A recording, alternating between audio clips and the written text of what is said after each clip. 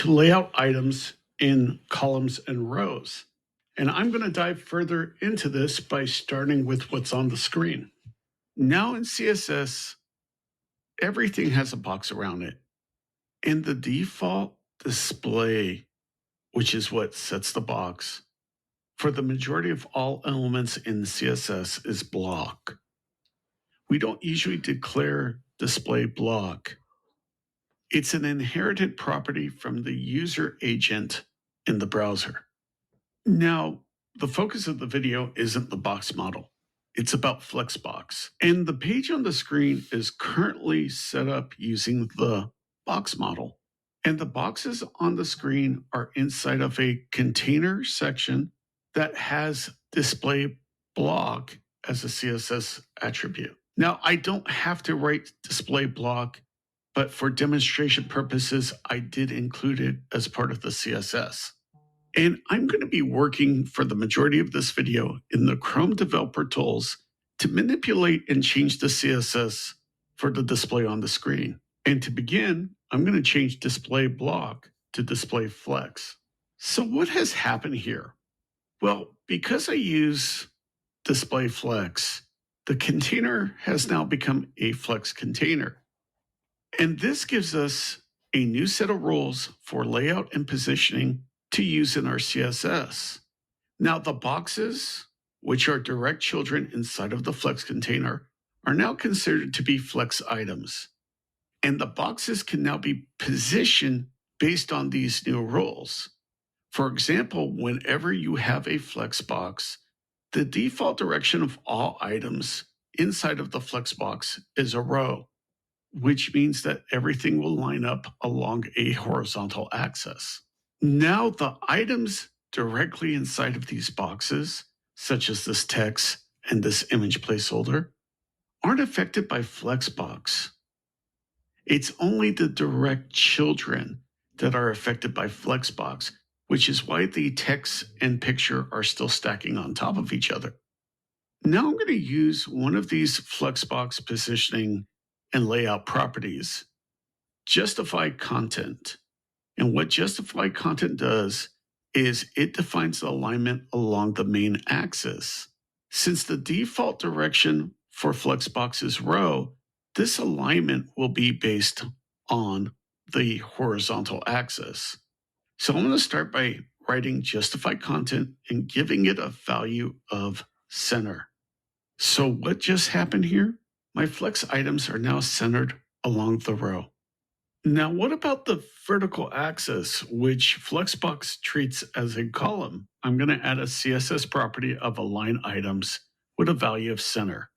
Now, this container has a height of 900 pixels, so align items is centered based on that value. If I uncheck the height, align items moves up to the top because now the height is based on the available space and no longer a fixed value. Now I'm going to check back on the height and uncheck align items and justify content. And what I'm going to do is add a new flex property, flex direction column.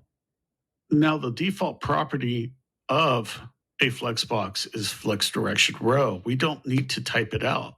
With column, we're no longer using the horizontal axis. We are now using the vertical axis for all our layout and positioning properties. Now I'm going to check back on justify content center, and the flex item shifted a little bit. And here's what's happening. When we use flex direction column, justify content and align items swap positions. Justify content now works along the vertical axis and align items the horizontal axis. For example, so now if I check off align items, the columns have shifted to the center of the container along the horizontal axis. Now I'm going to uncheck flex direction column and align items center and dive more into justify content. And one of the first properties I'm going to show you is the space property. So starting with space around causes each flex item to have an equal amount of space on both the left and right side of the container. This causes the appearance of the ends to have a half-size space. Now, there are two other properties, space between and space evenly. Take some time to learn all three in order to use these as an option in your next project. Now I'm going to reset things a little bit and dive into Flex Wrap. And on the screen, I have my Flex content set up with no justified content, no aligned items, and no Flex direction. And what I'm going to do is click on one of these subcontainers and change the width from 250 pixels to 450 pixels. And I increase the size for demonstration purposes. What I'm going to do now is select the main container and I'm going to type Flex Wrap and I will give it a value of wrap to turn on Flexbox's wrapping feature.